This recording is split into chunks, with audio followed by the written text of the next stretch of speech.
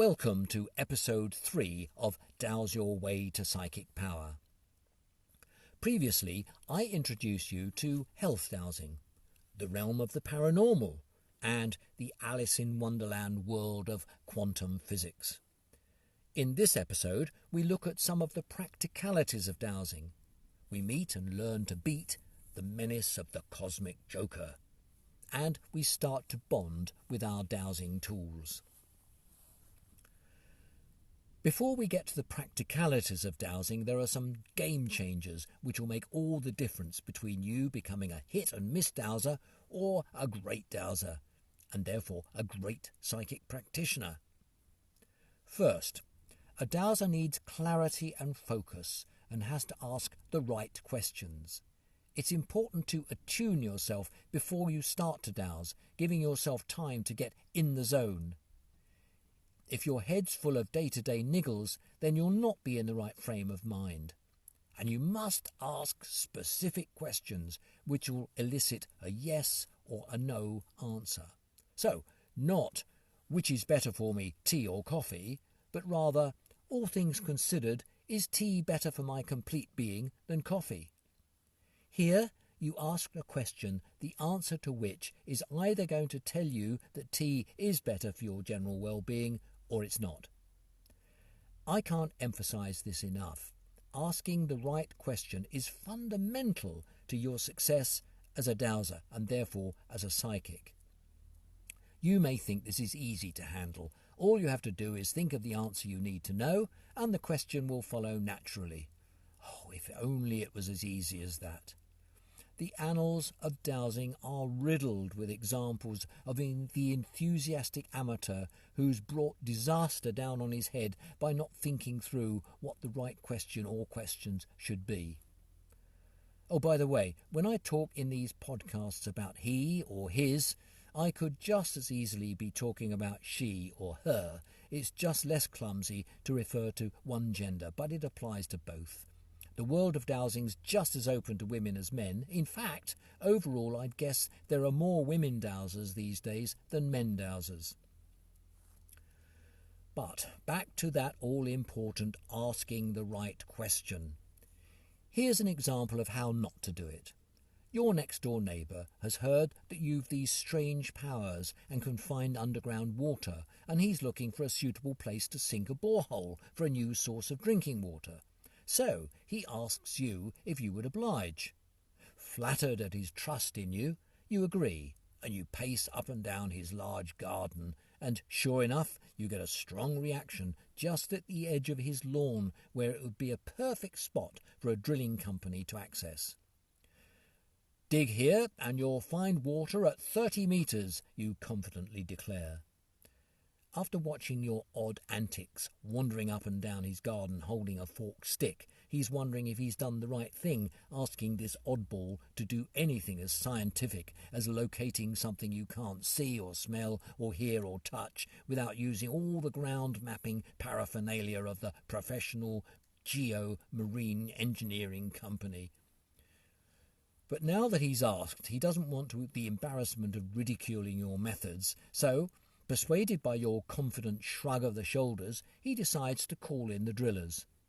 A month and £10,000 later, the driller announces the good news that they have indeed found a plentiful supply of water. However, the bad news is it's too salty to drink. That's because when you were searching for a source of underground water, you didn't ask for drinkable water. By not asking the correct question, you, the dowser, have cost your neighbour half his savings, and he'll probably never talk to you again. Oh dear. Remember, the information field out there is just like a computer, rubbish in and rubbish out. It cannot interpret what you meant to ask, it just answers the question. So remember, for results that are terrific, it pays to be specific. Apart from not asking the right question, there are other impediments to successful dowsing. These include dehydration, poor health, and something called reversed polarity. So make sure you've drunk enough water before dowsing and that you feel well. Reversed polarity happens to us all, and it changes our yes to a no and vice versa, which is very confusing. You can easily check if this is the case. Before every dowsing session, ask your pendulum a question you know the answer to. Was I born in Brighton, for instance? If you get the wrong answer, then you've probably got reversed polarity. To change back, and I'm not joking here, thump the top of your chest just above the breastbone 3 times and cough each time. This is known as the thymus thump. I don't know how, but this method works, and you can check if you're back to your old self by asking another question you know the answer to. And by the way, don't forget to detach yourself from the answer, otherwise your ego will decide the answer it wants, and that'll be what you get. Another impediment to successful dowsing is a lack of persistence, which leads to a loss of confidence. Many potential successful dowsers give up because they're not prepared to put in the time to practice. If you were learning the piano, would you expect to be able to play a Beethoven sonata after a couple of lessons, or even bash out a sing-along tune on the pub piano? Of course you wouldn't. So why should a dowser expect instant success without practice? The final impediment to being a good dowser is being too analytical. Don't fall into that well-known trap, paralysis by analysis. The material world in which we live today has sharpened our analytical senses, but put that aside when dowsing and have faith. Stop thinking about the mechanics of it. No, you can't explain it, but it still works. That's why children are so good at dowsing. They don't question it, they just do it. So, having looked at the game changers and the impediments, here are some more facts of dowsing life. No dowsing is always 100% accurate. That pianist mentioned earlier will have off days. That paradigm of dowsing excellence, George Applegate, got it wrong once, costing his client £7 million when the drill bit hit a layer of rock that turned out to be impenetrable. Oops. As I said, pretty well anyone can dowse, but it takes practice to dowse accurately. Good dowsers are not born, they're made. There is no single correct way to dowse. Choose the method you're most comfortable with and then get on with it. If you fail and fail and fail, don't give up. It's the cosmic joker who knows you've got potential to be a really good dowser and feels threatened, so he'll sap your confidence at every opportunity. Let's now look at some of the practicalities of dowsing to get you started with a firm understanding of the principles and practice.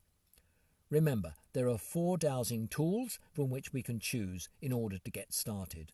The pendulum, the L rod, the Y rod, that's the fork stick, and the bobber. Most people find it convenient to start with a pendulum or L rod, so let's begin there. There's no need to spend any money to own either. You could easily make both with items you'd find around the house. A pendulum is any weight suspended on a cord or thread. It could be a metal nut on a piece of string, a ring on some cotton thread, or an angler's lead weight on a length of gut. As long as it hangs evenly and swings comfortably, it'll do.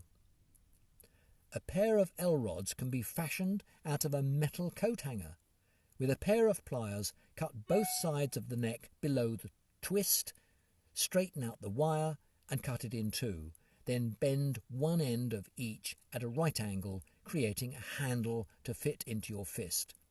The end result should be an L-shaped piece of wire, with the shorter bit being what you hold and the longer length acting as the dowsing antenna. An expensive dowsing tool will not get you better results, but if you prefer to purchase a professionally made one, then the shop on the websites of the British or American Society of Dowsers have plenty to choose from.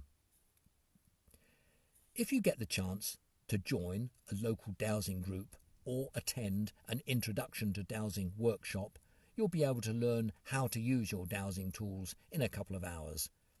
But if you prefer to go it alone, it's perfectly okay. I taught myself to dowse with rods and a pendulum, and then a year or so later I set up my own dowsing group, which clocked up a membership of 60 within a year. And if I can learn to dowse, anyone can. Back to the L-rods. You're in the privacy of your kitchen, where you're looking at a bit of vandalised coat hanger with kinks in it where the pliers didn't quite manage to straighten it properly, and you're thinking to yourself, what on earth am I playing at? How can an ex-coat hanger possibly be my portal to other dimensions? I must be mad. We experienced dowsers have all been through this self-doubt. It's our left brain trying to intimidate its submissive partner, the right brain, and stop the magic in its tracks. And it's being aided and abetted by someone we're going to meet on a regular basis on our journey, the aforementioned cosmic joker. I'll tell you about him later, but at this stage I don't want to get sidetracked. Let's carry on with learning how to use one of the most popular dowsing devices, the L-rod.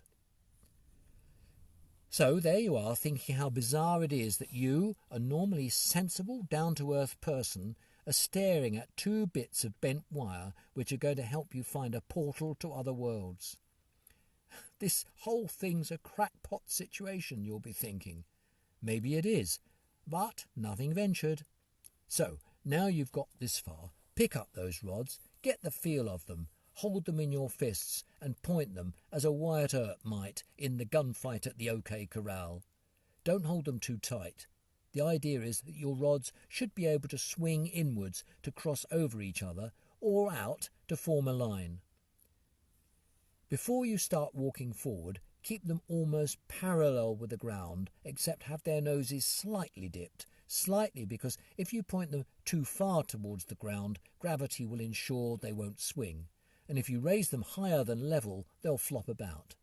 A bit of practice just holding the rods and walking at the same time is the best thing to do before trying to find something. Once you're comfortable with this, you can now start the important business of building a rapport with your dowsing tool. And this is one of the essentials of successful dowsing. You have to establish a mental bond between you and the rods, or pendulum, or Y-rod, or bobber. It's a bit like driving a car. When you first started learning, you consciously went step by step through the practicalities. Make sure the gear stick's in neutral, switch on the engine, depress the clutch, select first gear, check your mirrors, hands on the steering wheel, let out the clutch, press the accelerator, ease into the traffic flow when it's safe to do so, etc. Everything is a mental effort. Your left brain is working overtime. But within a short time, as you gain experience, your good old right brain takes over and everything becomes automatic. It's almost as if you and the car are one being. Well, it's the same with dowsing. Once you're at one with your dowsing tool, your unconscious intuition is free to work, and the rods will act as an indicator, like the needle on a gauge. It'll tell you, it's here, you found it, or yes, or no, or true, or false.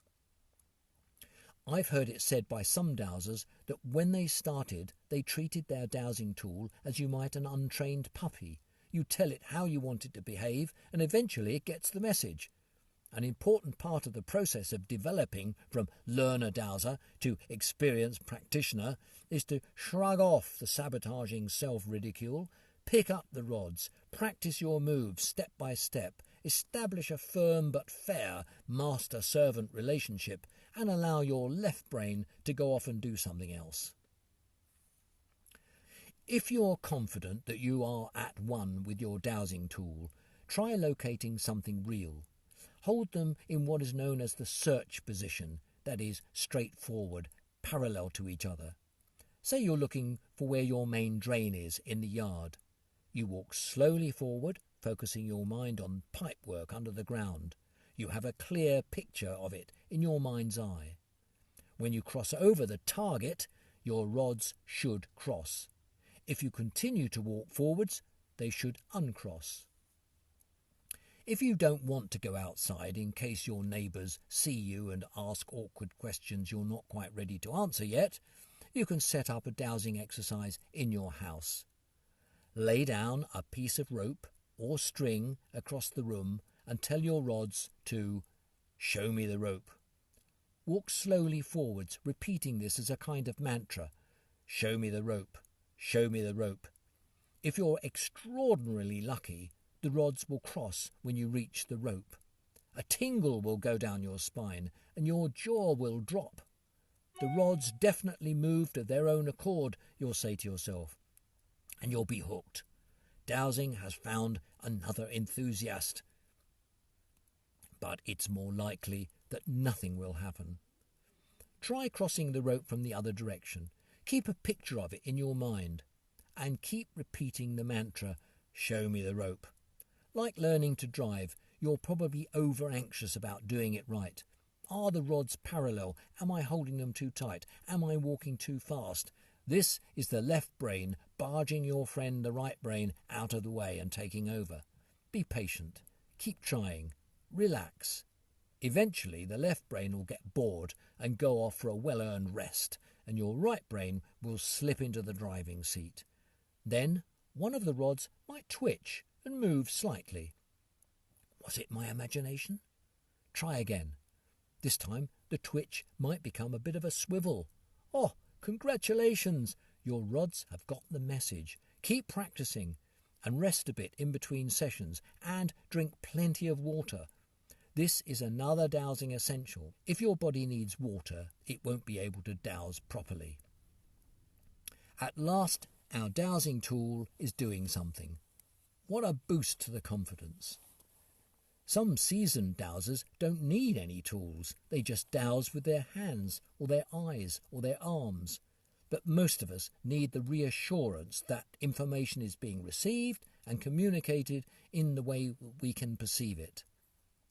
With that twitch of the L-rod, you've begun your journey to psychic power.